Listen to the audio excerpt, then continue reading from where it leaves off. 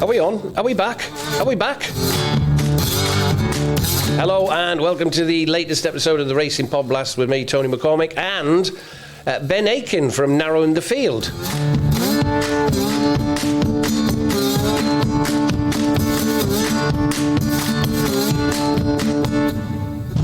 And we're back after our week break. We're off to Haydock this weekend, tackling 3 races from their Saturday card, including the Group 3 John of Gaunt Stakes, before the final roundup of the season, our Football Trixie Battle, top, middle and bottom. But racing first as always, and to Haydock we go, starting with the Reverence Handicap, due off at 1:48. The first of 3 races under analysis this week. Welcome along, Ben. Welcome back, mate. Hope you had a good break. And what do you reckon to the Reverence Handicap, due off at 1:48? Yeah, well, Tony, hope you had a good break as well. Yeah, good. Good to refresh the brain. Back for this week, though, Haydock, Reverence Handicap, Class 3 over 6 furlongs, 10 previous renewals of this handicap. 9 of the 10 winners past all the following race trends. Aged 4 or 5, top rated or no more than £12 below top rated. Won or placed on at least one of the last 4 starts. And no more than 4 previous wins in handicap company. That leaves a trends shortlist of 6. A Fine Interview, Durham Castle, Cody Lyon, Pals Battalion, Sergeant Pep and Waddell. Out with the trends, I'd also have my eye on Woven, because he is a sort of handicap sleeper with his prime conditions to shoot for. So an open enough race, which is no surprise given it's a 17-runner straight track blast. A Fine Interview, he's currently joint favourite at around 4-1. He's still unexposed after only 5 handicap starts, and he still looks to be on a strong upward curve. He was only beaten by a nose and a neck in third at Doncaster last time out in March. And he's still able to run off the same mark here, which is a big bonus for connections. He's also got winning form on ground with cutting it, and you won't mind if there's a bit of juice underfoot. So I absolutely see why Fine Interview is at the head of the market. I think 4-1 will possibly look a decent price once they've crossed the line as well. Fine Interview. Cody Lyon, he's another of the lesser exposed types. He's a 4-year-old having only his 4th start for Mick Appleby, and after moving from Charlie Fellows in the off-season, at least the type that Mick Appleby will get wins into. He's a horse that goes well under the conditions he meets with here. 6 and 7 furlong races at Class C level or below, and a break of 56 days or less, where he is 2 wins and 5 seconds from 7 starts. The concern for Cody Lyon would be that he's drawn in stall 17 or 17, and the pace horses, according to the GeeGeez pace maps, the pace horses look to be drawn low, so opposite side to Cody Lyon. Might prove potentially tricky for Cody Lyon to be drawn high in the wing, although he is one that I've got an eye on. I think he's one that can get wins this season. And at slightly bigger prices is the one I mentioned out with the trends, Woven. He maybe isn't always the most straightforward type. He's a 9-year-old who's run 49 times in the UK, and he's only won 3 times, but he has placed 17 times. And he did win at the back end of last season over this Haydock 6 furlong trip. He's a tricky horse to fully pin down to absolute prime conditions, but I do have the following plugged in for him. A mark of 88 or less, a race worth 30 grand or less, and a break of more than 25 days, and carrying 9 stone 10 or less. Under those conditions, he's 3 wins and 6 places from 11 starts, which are obviously all 3 of his UK career wins. And those are conditions he meets with on Saturday. And Woven is one of the 2 I'll play in this. The other being Fine Interview, who I think could be a good bit ahead of his mark still, Fine Interview. So Fine Interview and Woven for me. Tony, what you got for the Reverence Handicap? Yeah, I think Fine Interview's pretty solid at the head of the market. He's got some solid form behind him. Watnan Racing had a winner at Sandown last night as well. They're kicking into gear, and William Buick's very, very big jockey book in there, I think, as well, for Janani and Watnan Racing. Fine interview, 4-1. I think he's pretty solid there. Can't get away from him. Trilby, I do like Trilby. Well, I did like Trilby until it didn't appear on your shortlist, because I know you have an in at the England yard. But so I was going to say, Ben's got to have Trilby. Got to have Trilby in there. Yeah, no. I wouldn't say I've got an in. I wouldn't say. He's a course and distance winner, and I think he could go well following up a disappointing... well, he's been really disappointing all season, apart from seasonal debut when he won at Beverley in a grade 5 race, class 5 race, on good ground. I don't think he suited the good to firm ground at York earlier this month when he finished 7th of 17. Still ran well in defeat, but Trilby can go well at around 7-1. And Sergeant Wilco, from pillar to post, here we go. First time cheek pieces, Kevin Ryan, Tom Eaves, jump the gates, lead, off we go, and hopefully hang on for a place at around 9-1. I'm convinced from stall 6, Sergeant Wilco can get a good lead in this. I think they might come down the middle as well, Ben. They usually come down the middle at Haydock, don't they? I find the Haydock straight track a tricky one, but yeah, they might do. There are stalls that are going to in the centre of the track. Right. So, yeah, I think they might. I don't think he'll get across to a rail or anything. He might in the closing stages, but Sergeant Wilco from pillar to post for me at around 9-1. Hopefully he'll pop the lids, and hopefully nobody will catch him, but he'll hang on for a place with quite a few bookies paying 5 places on that one. So a big shout there from me. Sergeant Wilco will lead start to finish. There you go, 2:23 at Haydock, Achilles Stakes. It's a listed contest over 5 furlongs. It takes a minute to win it. What's going to win it, Ben? Just quickly on that, Sergeant Wilco, I think he's the only pace horse I can see in the race. One. He is, yeah. He's by far and away the most likely one to lead. So yeah, I get your thinking there. Absolutely, it's he'll be bang there, and it's catch him if you can, probably, sort of thing. So yeah, good shout like that. Achilles Stakes, yeah, listed race. 2 catch in my eye in this. That 2 being Yazur and 7 questions. And Yazur catches my eye because he comes here off a wind up. And his trainer, Clive Cox, he's got some strong stats with his 3 and 4-year-olds on first start off a wind up, and that start an SP is 6-1 or shorter. With those types, Clive Cox is 7 wins and 2 placed from just 13 qualifiers, 54% win strike rate and over 12 points profit.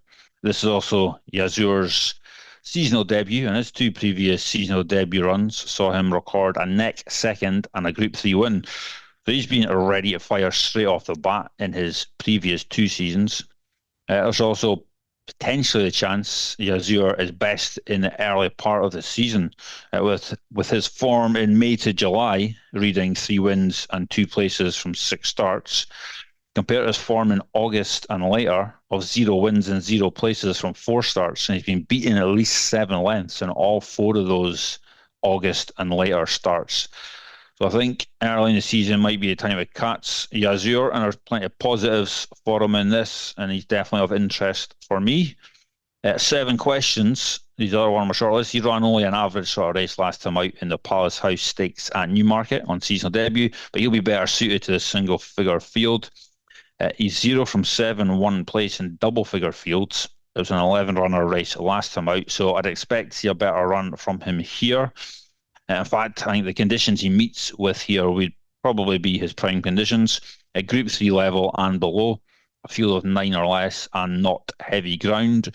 Under those conditions, he is 4 wins, 2 seconds and a third from 7 starts.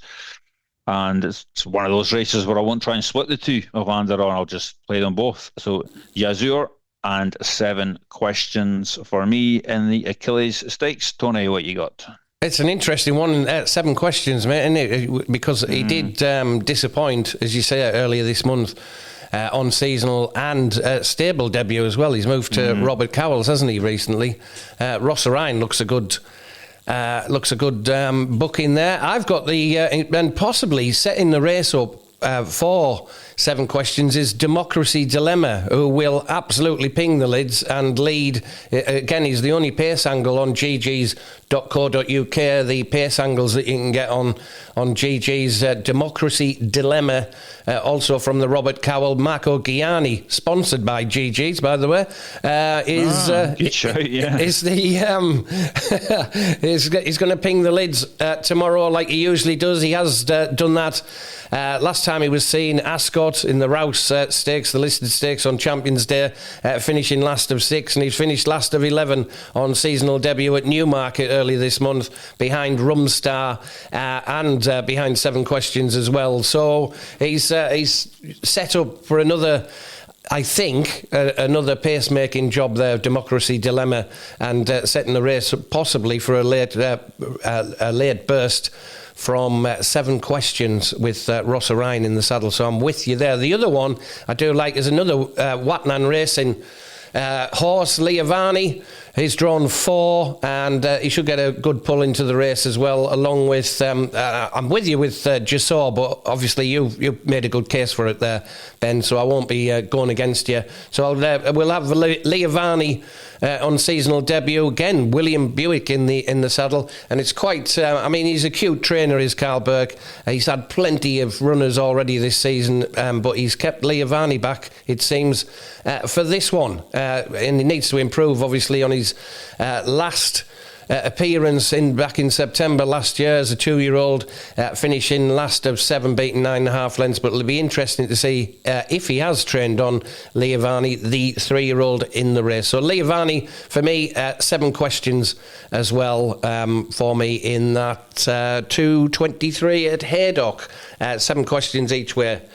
For me there. 3:33 Haydock is the big one of the day, the Group 3 John of Gaunt Stakes over 7 furlongs. Ben, your thoughts on the John of Gaunt? Yeah, I think Audience has to be the one to start with here for me. He's seriously well in at the weights for this John of Gaunt Stakes. He's rated £6 higher than Kinross, but Kinross has to give him £5, and he's £9 higher rated than the next horse on official ratings. But he races off levels with all of them, bar 1. So on pure weights and measures, he's at a big advantage here, given how the weights are framed. It doesn't always work out like that, of course, but he was winning Group 1s and Group 2s last season, and he gets to tackle a Group 3 here without a penalty. Reason being that only those that won a group race after the 31st of August have to carry a penalty here. Added to all of that, Audience himself, he holds a very strong form line off breaks of 42 days or more over 6 and 7 furlongs. When those conditions are met, he is 5 wins in 2 seconds from 7 starts. That's all 5 of his clear wins, so not hard at all to make a strong case for Audience. No surprise to see him fighting for favouritism. He's around 10-3 in a few books, 3-1 elsewhere. I think that could prove decent value in the end. Audience. Dangers, though. There are dangers, no doubts about that. Al Yanabi looked good when winning a listed race over this course and distance earlier in the month. Just didn't seem to stay the 1 mile 2 trips they tried him over last season. The step back to 7 furlongs does look to have been a smart move. It was good enough to finish second to City of Troy, in the Group 1 Dewhurst over 7 furlongs as a 2-year-old. So we know he's got back class in the locker, and he's a serious player in this. Al Yanabi. Kinross, already mentioned, can never be ruled out of these races like this, even at his advancing years. If you look at his UK form at Group 2 level or less, over 7 furlongs to a mile, and off breaks of 14 days or more, he's 9 wins in 3 places from 12 starts. That's 9 of his 10 wins in the UK. So he's got conditions in his favour, and you expect Kinross to be on the premises again. And the bigger prices, I thought Volterra shaped like one who could be up to this sort of level this year. He's impressive on winning a viable 7 furlong handicap at Ascot on his final start of last season. I'm interested to see how he goes in this. He'll obviously need to step on again this year, but I think he could prove better than just a handicapper, Volterra. But it is the class horses that are drawing me in here. And I'm going to side with Audience. I think conditions are in his favour, as are the weights. And he's the one for me. Audience. Tony? What you got for John of Gaunt? Got to be careful here, because I looked at this this race in depth with Louis Stewart yesterday on TalkSport 2 on Racing Live between 1 and 3, and we covered this in depth. And I did put up Kinross at the time, and I'm going to stick with Kinross. A beaten favourite last time out when he was last seen at Champions Day at Ascot in the Sprint Stakes. He's not getting any younger, he's 8 now, but Rafe Beckett trains him. Rafe Beckett wouldn't be running him if he didn't have a chance. Ross Orion in the saddle, he's a course and distance winner. Kinross I'm going to stick with at around 5-1, even though he does have to give Audience that weight, and I respect what you say about Audience, mate. And as well, of course, Audience will be up. There's a big advantage for horses, even over this 7 furlong this 7 furlong distance tomorrow. The John of Gaunt Stakes is run over. Big advantage for horses leading, and not even leading or racing prominently, it's leading as well. So Audience for me there. And the other two, I do respect Voltaire. I was pleased to see you mention that, because it was on my short list. But I'm going to go for 2 biggies, which I'll probably put on TalkSport as well overnights with Martin Kellner. We've got Mount Athos, a 6-year-old now for James Tate, Danny Tudhope. He was last seen finishing second at Thirsk over 7 furlongs, beaten 2.5 lengths behind Paboris. He was sent off at 4-1. Interesting that Danny Tudhope gets the ride here today. I mean, he's come from. I don't know how long he's been in with James Tate. It might be his 3rd run for him, but he did win on seasonal debut at, kind of seasonal debut, at Kempton at the 26th of March, if you could call that a seasonal debut. Obviously on the all-weather at Kempton, beating local hero ahead. So I think he could go well and hang on for a place. We're talking hanging on for a place here, Ben.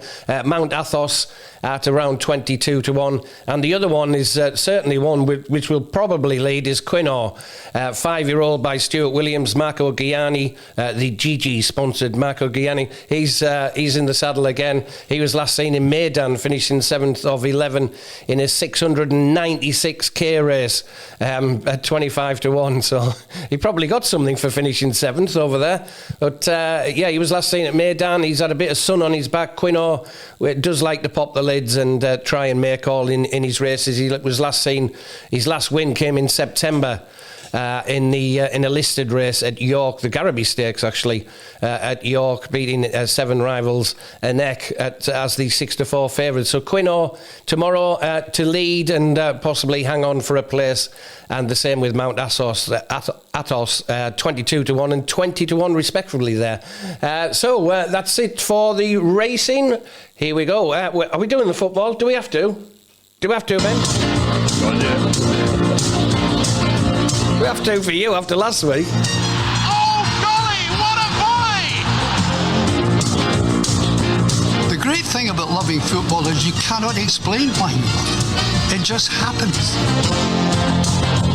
Chasing a ball round a park, wanting one team to win against the other. El Mahoney, right foot, whips it. Oh, JEEZY PEEPS, man. Yes, for the final time, the final roundup of top, middle and bottom for the 24-25 season. Take it away, Ben. Oh, dear. Yeah, the last round, the top, middle and bottom, was also the final round for the current run of our Trixie Battle. Just the one winner for you, Tony, meaning a -4 return, giving you a final score of -68, which was also about the same amount of points that Dumbarton got taken off them for being dodgy bastards. So you're in good company. I had 2 winners on the final week and a return of plus 10.9. Well done. A nice round final total of profit. plus 15 points. Brilliant. Well done, mate. So, thank you. I managed to fire that in on the very last weekend, and I'll happily take that. And off the back of that top, middle and bottom season, we are also now the proud owners of 3 signed Clyde shirts after our sponsorship of the 2 players with the seriously underperforming Clyde last season. Next season, lads. Next season, or probably not. We went in with much hope, didn't we? We were both buzzing for the start of the season last year when we Clyde. We're going to be sponsors of the champions.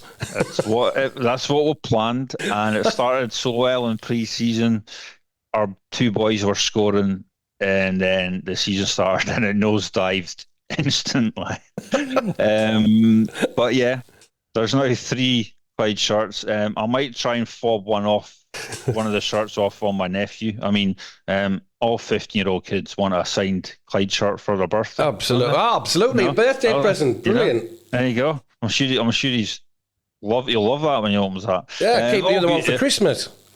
There you go. That's what I'll do. I'll not go to that mother nephew. He's only 2.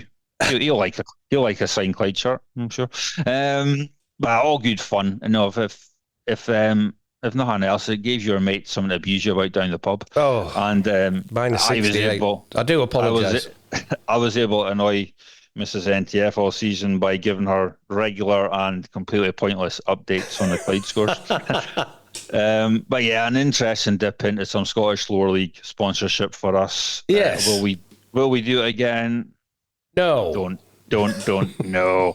I was thinking I've got a family wedding this summer, so I might see if I can get as a good deal for some sponsorship at the Spartans, because my cousin's one of the directors at the club, and maybe we can see if we can sponsor Blair the Hare Henderson. Oh, blimey. As you like to call him, Tony. But yeah, that's us. Round up for the season. It was, I would say, a roller coaster ride, but we're kind of the bottom of the roller coaster. Yeah, I mean, I can't be slagging Clyde off because I was minus 68 points anyway. I was as bad as Clyde. Oh, yeah, you're as bad as Dumbarton. Let's not, that's... And nobody wants to be as bad as Dumbarton. No. Right, many thanks for listening to the latest edition of the Racing Podcast. Very best of luck with your bets at Haydock this weekend. And you can catch me on 3B's Radio every morning, Monday to Friday, from 6 till 9. And you can catch more from Ben over on narrowingthefield.co.uk, narrowingthefield.co.uk. And don't forget to look at all the stuff that's available on GeeGeez.co.uk as well. That's GeeGeez.co.uk. Thanks again, and we'll see you all next week. Cheers, Ben. Cheers, Don.